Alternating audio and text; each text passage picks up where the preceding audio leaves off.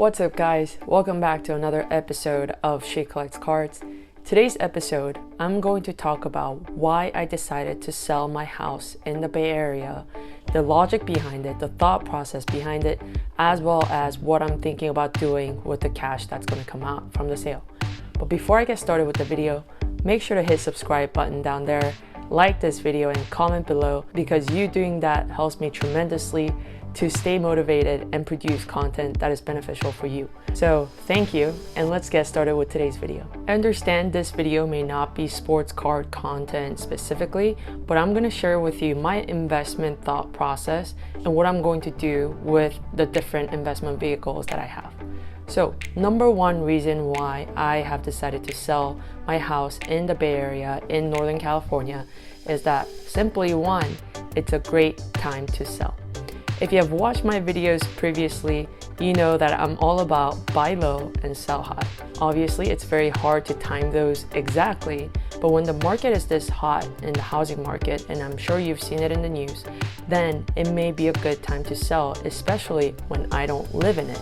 So this property that I'm selling is a rental property currently. And you may be asking, why is the market so good right now that it's a great time to sell? Well, number one, the 30-year US mortgage rate is almost at all-time low. It was much lower last year, but it's still low comparatively in the last 3 years, hovering somewhere between high 2% to low 3%. So that's really a good excuse for buyers who have been looking to buy their first home or second home. And so this is one of the factors that is influencing the market demand to be really high right now. And the second reason why I think that this is a great time to sell is because this house, the zip code that this rental property is in, is at one of the all-time high. So according to Redfin, it has 87 competitive score, meaning that the market is extremely competitive for the buyer's front, meaning that there will be plenty of offers to review when I put the house on the market, and the competitive nature of the offers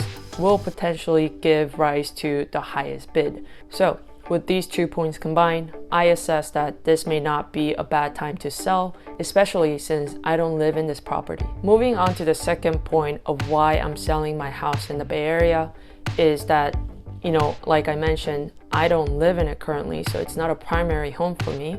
And as such, it's naturally an investment, and I don't think that owning a house is a good investment right now.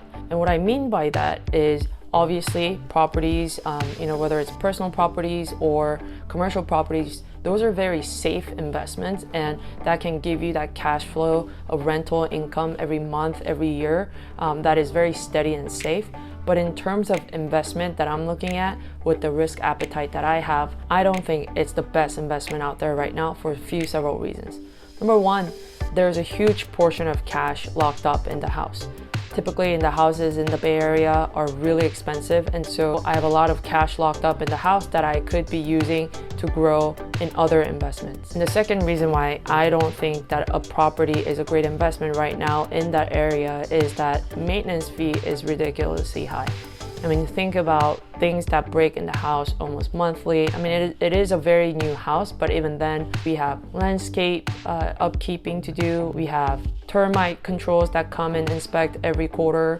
We have cleaning services. I mean, there's just a lot to work on. And as the house gets older, I'm sure those maintenance fees will continue to increase. And it's just a headache that you don't want to deal with. And especially when I can't do those tasks, I have to call a contractor or someone else to help me with that. And that's another fee that you have to worry about when you own a rental property that you don't live in. And the last reason why I feel like owning a rental property right now is not the best investment is because of the property taxes. And of course, there are tax implications for all of our investments that we do here in the United States especially, but the property tax rates in California, because the cost basis of the house is so high, the property taxes that you have to pay twice a year can add up very quickly.